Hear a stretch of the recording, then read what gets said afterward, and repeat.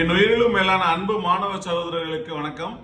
தொடர்ந்து என்னை பின்பற்றும், அதாவது என்னுடைய மாணவ சகோதரர்கள் சொல்றதை விட என் ரத்தத்தின் ரத்தமான உங்கள் அனைவருக்கும் வணக்கம். அதாவது பல நாட்கள் கடந்த பிறகும் என்ன ஏதாச்சும் ஒரு வீடியோ போடுங்க, அட்லீஸ்ட் ஒரு ஏதாச்சும் சும்மா பேசியா போடுங்க வீடியோ, ஃபேஸ் பார்க்கணும்னு சொல்லி கேட்குற நிறைய நண்பர்கள் வாட்ஸ்அப்ல தொடர்ந்து ஃபாலோ பண்ணிக்கிட்டே இருக்கீங்க. ரொம்ப சந்தோஷமான விஷயம்.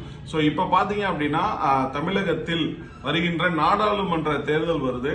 ஸோ இதுல எப்படி என்ன மாதிரி நடக்க போகுது அப்படின்றத பொறுத்திருந்து பார்க்க வேண்டும். இதுல களத்துல புதுசா வந்து நிறைய விஜய் அவர்கள் வரேன்னு சொல்லியிருக்காங்க. ஸோ ஆனா இந்த தேர்தலில் அவங்க வரல.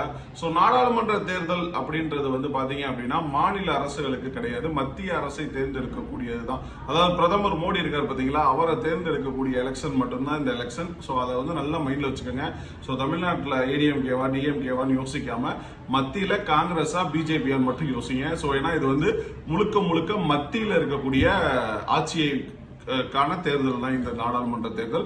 மாணவர்களுக்கு இதை பற்றின புரிதல் இல்லாமல் இருந்திருக்கலாம். அதற்காகத்தான் இந்த வீடியோ வந்து நான் கொஞ்சம் தெளிவா சொல்லணும்ன்றதுக்காக சொல்லியிருந்தேன். ஸோ இது மாநிலத்தில் சிஎம் உருவாக்க போற எலெக்ஷன் கிடையாது, இந்தியாவில் இருக்க பிரதமரை உருவாக்க போற எலெக்ஷன். ஸோ அதனால கண்டிப்பா எல்லாரும் தயவு செஞ்சு வாக்குறீங்க.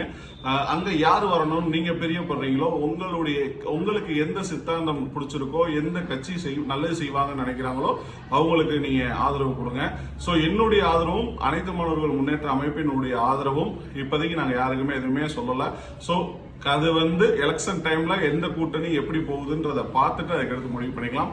மாணவ செல்வங்கள், நீங்க உங்களுடைய கருத்துக்கள் சொல்லலாம். நம்ம யாருக்கு ஆதரவு கொடுத்தா நல்லது அப்படின்னு சொல்லிட்டு. நன்றி.